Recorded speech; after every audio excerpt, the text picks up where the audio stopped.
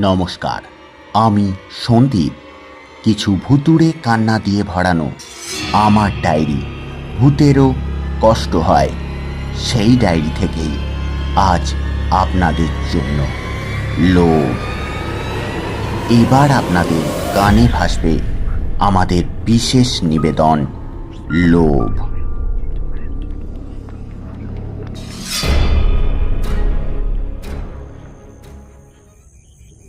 রাতের অন্ধকারে ধূসর নদীর বুকে যদি কোনোদিন কোনো আলো টিমটিম করতে দেখো, তাহলে বুঝে নিও মধুমাঝি নদীতে জাল নামিয়েছে।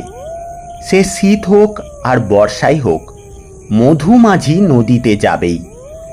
ঝিমঝিমে বর্ষাতেও মধুমাঝি মাথায় তালপাতার পেখে দিয়ে উবু হয়ে ঘাপটি মেরে নৌকার পাটাতনের ওপরে বসে ঠোঁটের কোণে জ্বলন্ত বিড়িটা ধরিয়ে গুনগুন করে গান গায়। আর মাঘের কনকনে শীতেও কুয়াশা ঢাকা নদীর বুকেও মরা গাঙে নদীর ছোট মাছ ধরে।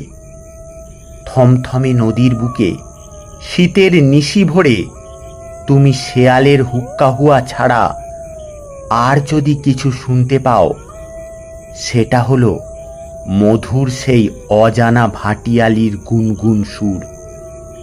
শুনলেই তোমার মনে হবে মধু যেন সেই সুর ভেজেই রাতের ভয়ঙ্কর নিস্তব্ধতাকে পোষ মানিয়ে রেখেছে। কিন্তু হঠাৎ দিন দশেক হলো মধুমাঝি নদীতে যাওয়া তো দূরের কথা, নদীর নাম শুনলেই ভয়ে সিঁটিয়ে যায়। সারা রাতটা চোখ বুজে ঘরের মধ্যেই পড়ে থাকে। কোথাও কিছু খুটখাট করলেই তার ঘুম ভেঙে যায় এবং ঘুমের মধ্যে বিড়বিড় করে।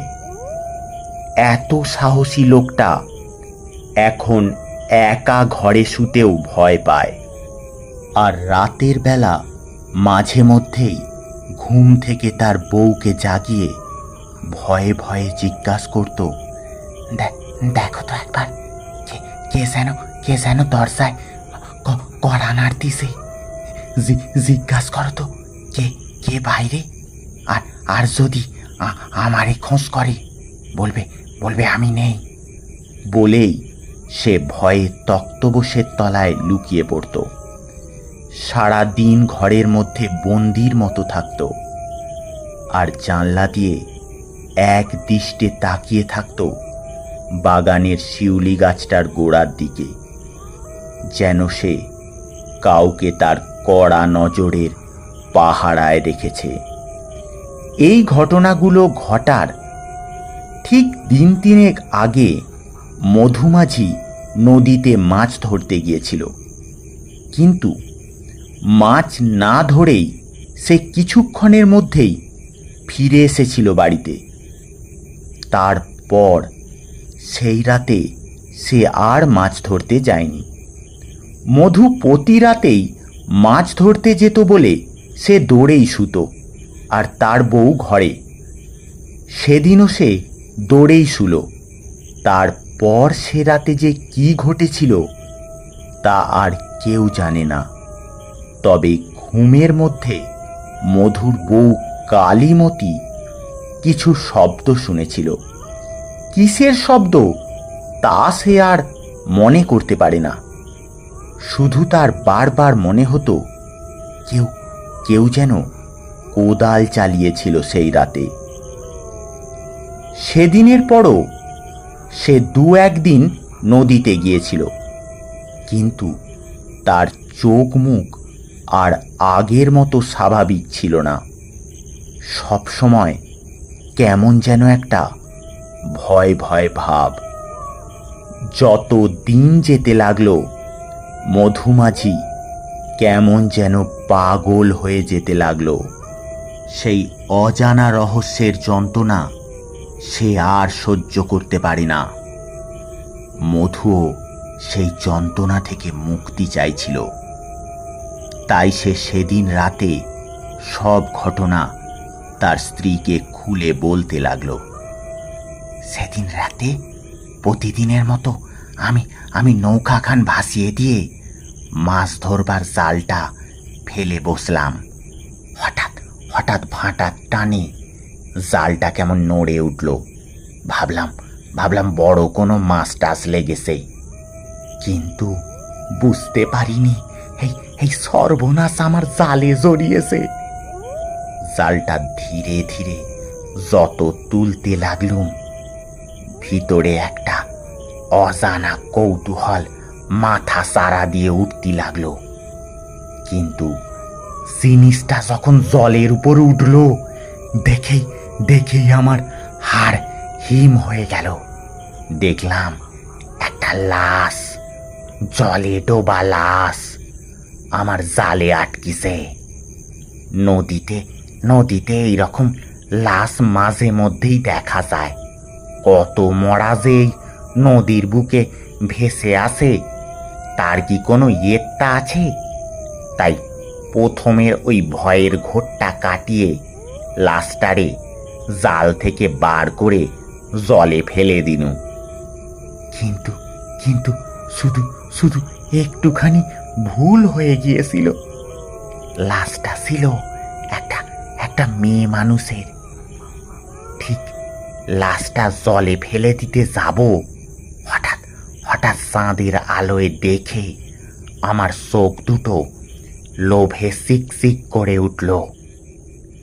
দেখলাম গা গা ভর্তি গয়না, গলায় ইয়া মোটা সীতাহার, আর আর নোভ সামলাতে পারলনি। একটা একটা করে সব গয়না মেয়ে মানুষটার লাশ থেকে খুলে নিনু, আর নে এসে পুঁতে রাখনু ওই ওই শিউলি গাছের গোড়ায়। আমি আমি জানতুম অতগুলো গয়না আবার যুবতী মেয়ে, পুলিশ কাছারি তো হবেই, আর রাতের মধুমাঝিরে কে না চেনে। তাই তাই ওই গয়নার কথা কাউরে বলিনি, এমনকি তোরেও নয়। কিন্তু আমি আমি বুঝতে পারিনি এ এ কোন সর্বনাশ আমি ঘরে তুলতেছি। অভিশাপ, ভয়ঙ্কর অভিশাপ। সেদিন সেদিন আমি কিচ্ছু বুঝতে পারিনি। তার পরদিন রাতে যখন লৌকলিয়ে নদীতে নামলুম, তখনও আমার আমার চোখে এক রাস নোভ কিলবিল করতিছে। চোখ তখন মাছ নয়, খুঁজছে শুধু সোনা। আর সাথে সাথে দূরে কি একটা ভেসে থাকতে দেখলুম, কতকটা মৃতদেহর মতো। তখন লাশ আর আমার কাছে লাশ নয়, সে লাশ এখন আমার কাছে সোনার খনি। তারপর আর টেনে সেটার কাছে পৌঁছালুম। দেখলুম সত্যি সত্যি একটা মেয়ের লাশ উল্টে ভাসছে। আমি ধীরে ধীরে মেয়েটার লাশটা সোজা করলাম এবং এবং লণ্ঠনটা মুখের কাছে ধরে লাশটার দিকে ঝুঁকতেই আমার আমার হৃৎপিণ্ড শুকিয়ে যাওয়ার খাপ। দেখলাম সেই ফ্যাকাশে মুখের লাশটা আচমকা তার তার চোখ দুটো খুলে আমার দিকে তাকিয়ে এক এক বিকট সুরে হাসতে শুরু করেছে। সেই হাসি মৃত্যুর থেকেও হাড় হিম করা। তারপর তার বরফের মতো হাতটা বাড়িয়ে আমার আমার গলাটা চেপে ধরল। ধীরে ধীরে ধীরে ধীরে আমার আমার নিঃশ্বাস বন্ধ হয়ে যেতে লাগলো। সাথে সাথে পাল্লা দিয়ে চলল সেই সেই বিকট হাসি। তারপর তারপর হঠাৎই আপনা আপনি সেই সেই গলার সাপটা আলগা হয়ে গেল। তারপর থেকে যখন যেখানে গেছি, ওই ওই মেয়ে মানুষটা আমার আমার পিছু করেছে। যখন তখন আমার আমার সামনে এসে দাঁড়িয়েছে। তুই তুই ঘুমিয়ে পড়লি?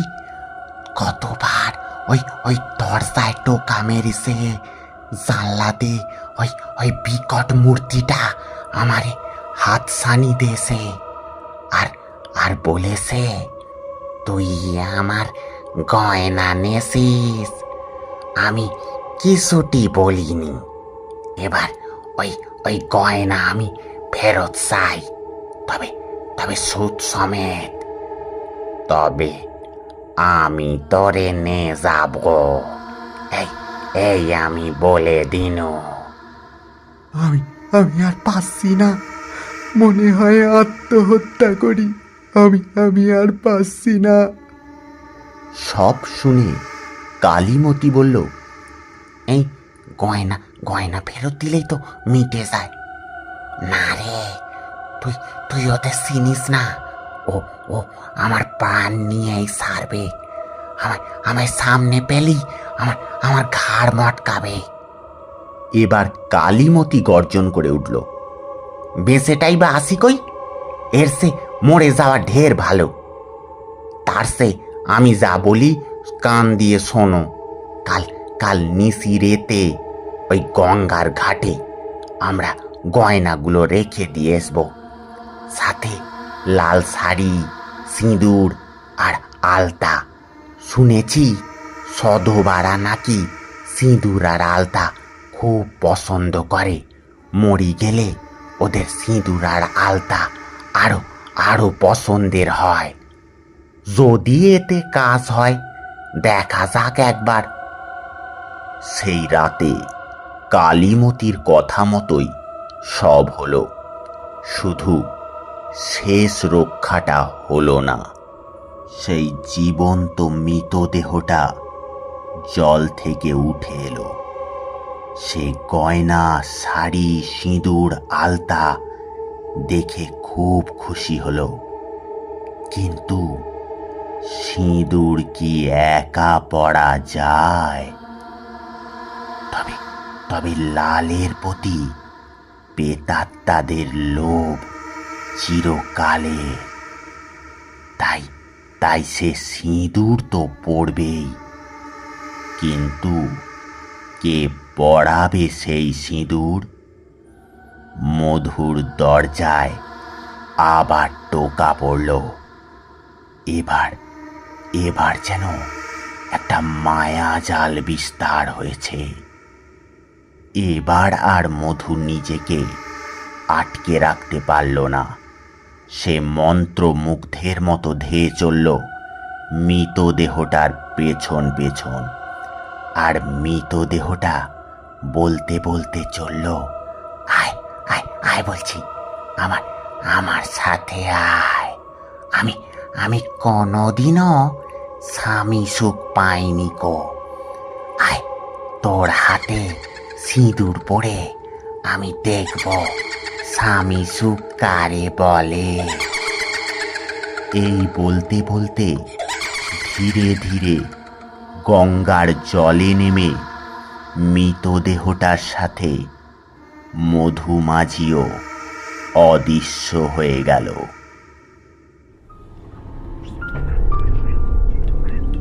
এতক্ষণ আপনারা শুনছিলেন লোভ,